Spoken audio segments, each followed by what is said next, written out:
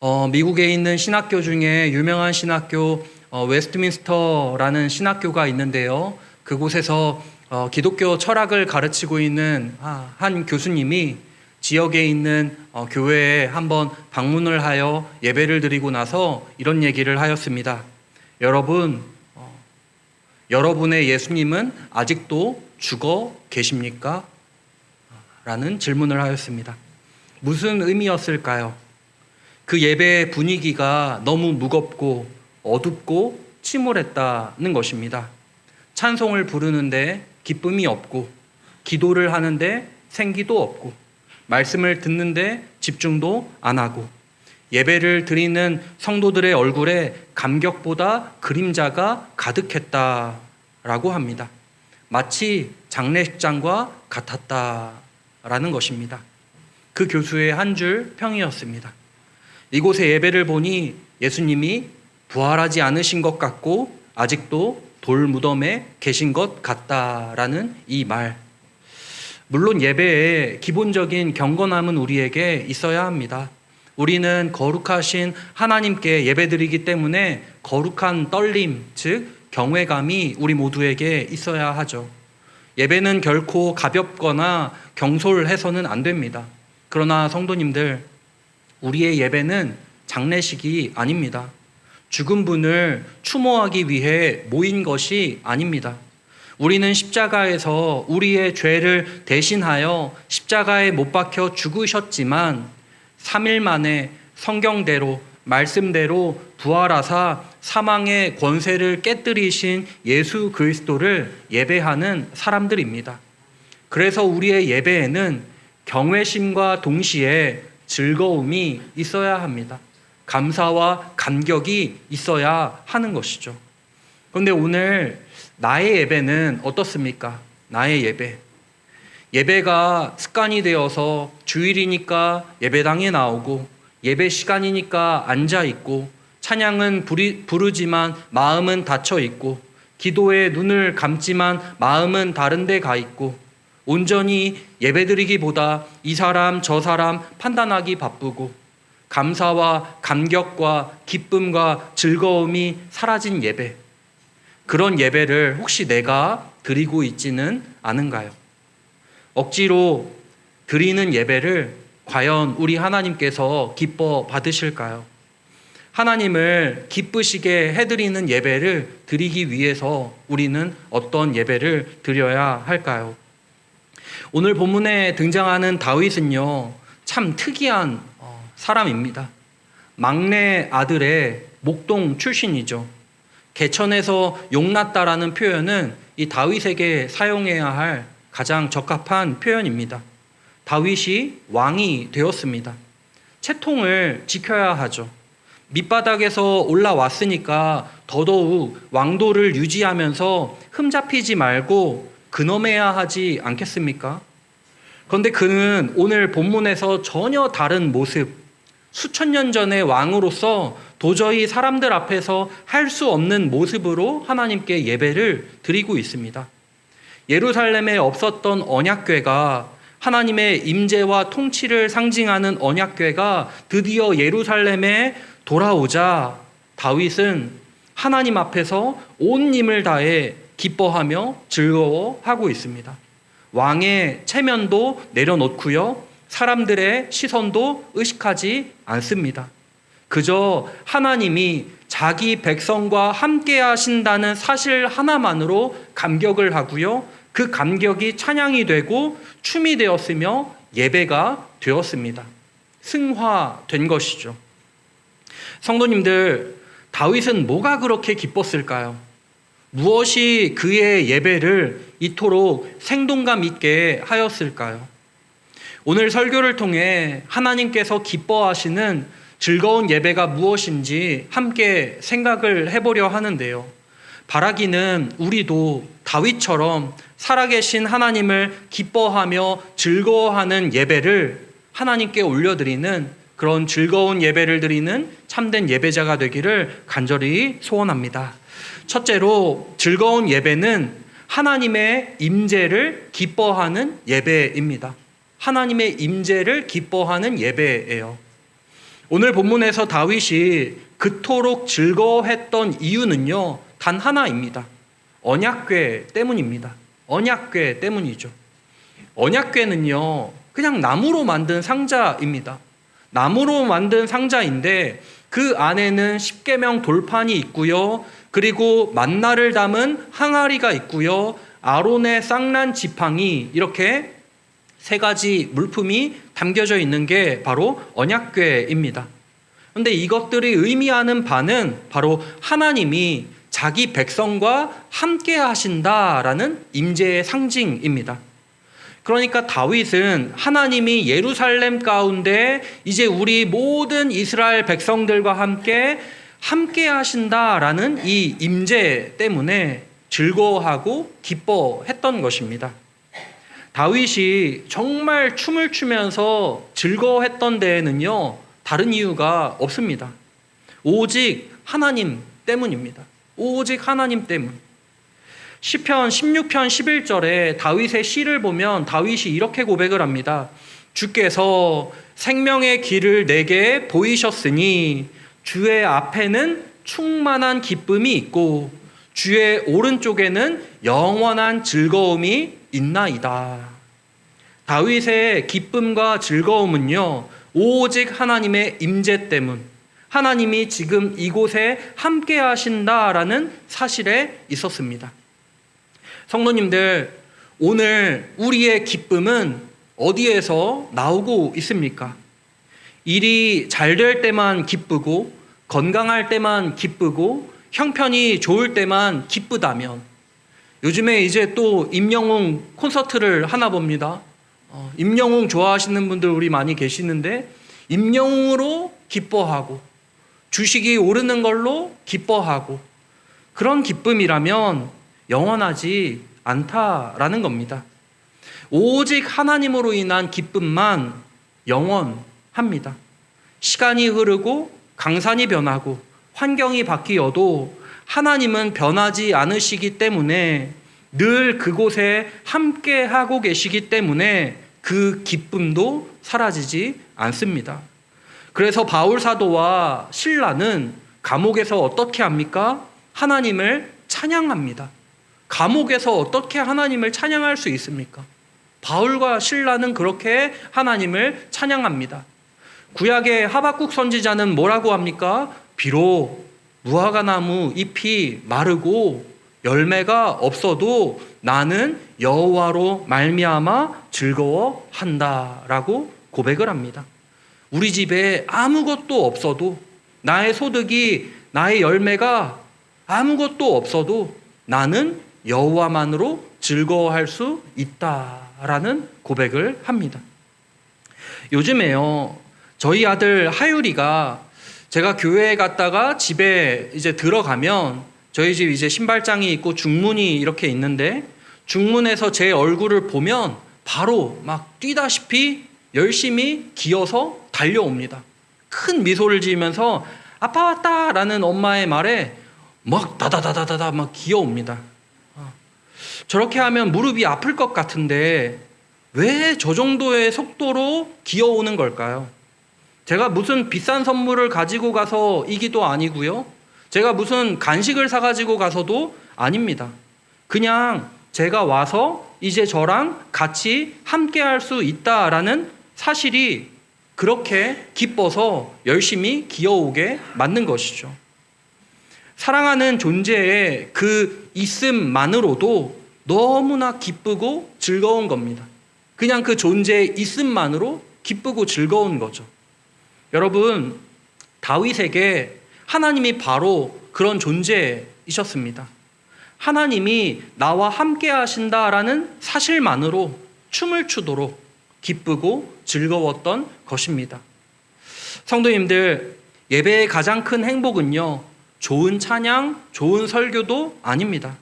살아계신 하나님을 만나는 것, 항상 거기 계시는 하나님을, 나와 함께 하시는 언제나 있음이신 하나님을 만나는 것, 그게 예배의 가장 큰 행복입니다. 하나님께서 이 자리에 함께 하신다는 사실을 깨닫는 것이죠. 그 사실을 믿는다면은요, 더 이상 장례식과 같은 예배를 우리는 드릴 수가 없습니다.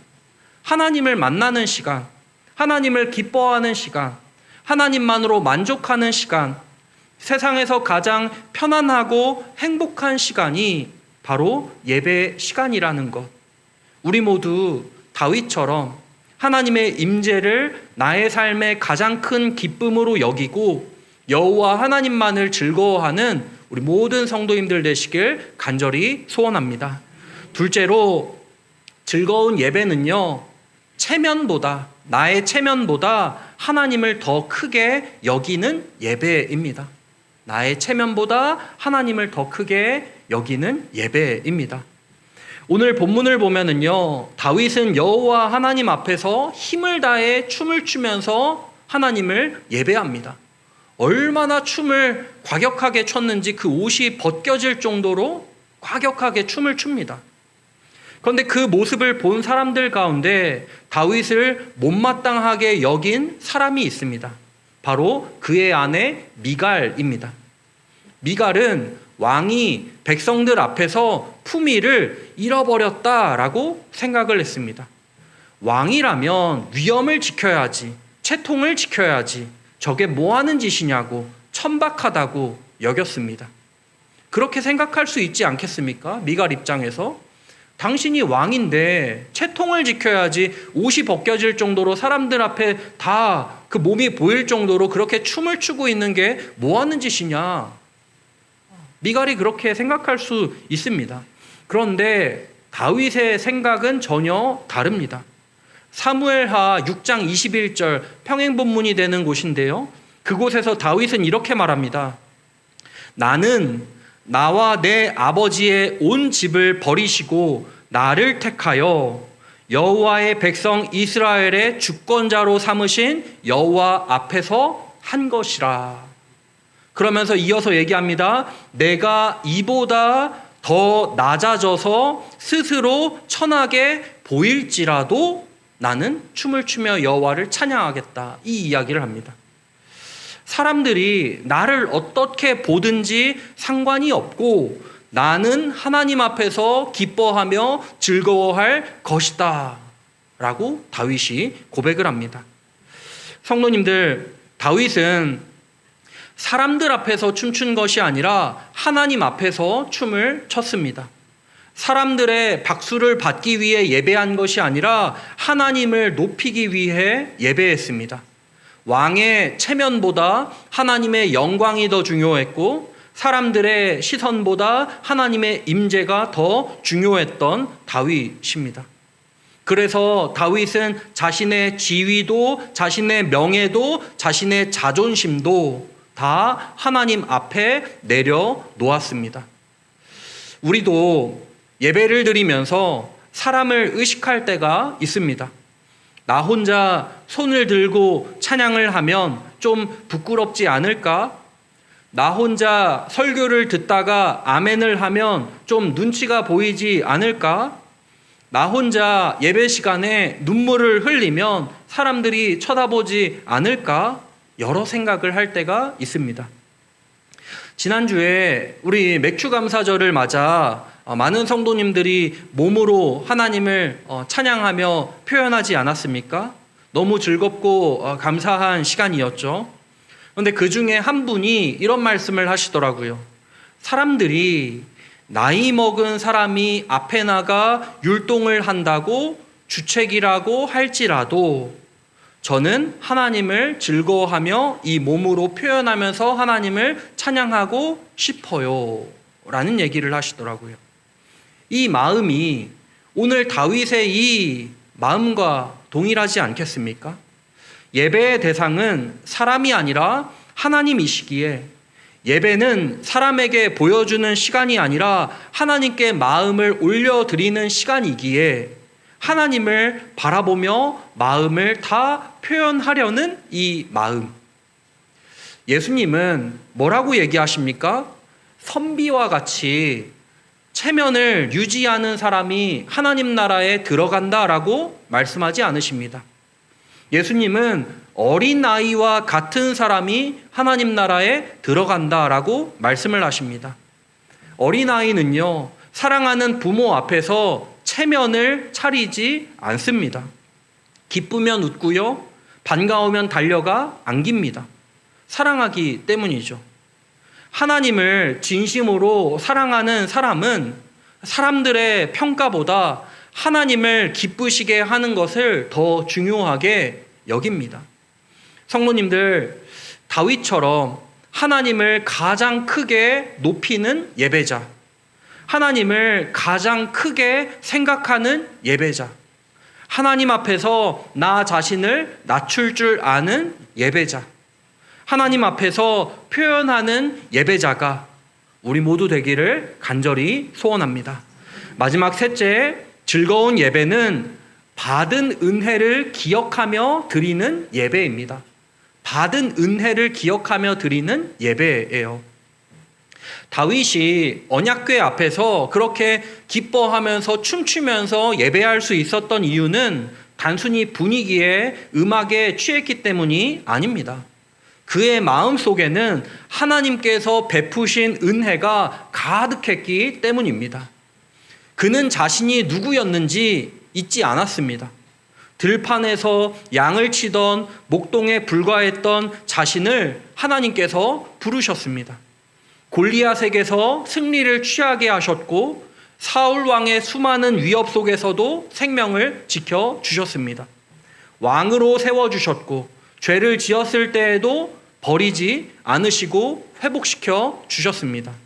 다윗은 이 모든 은혜를 기억하고 있었습니다.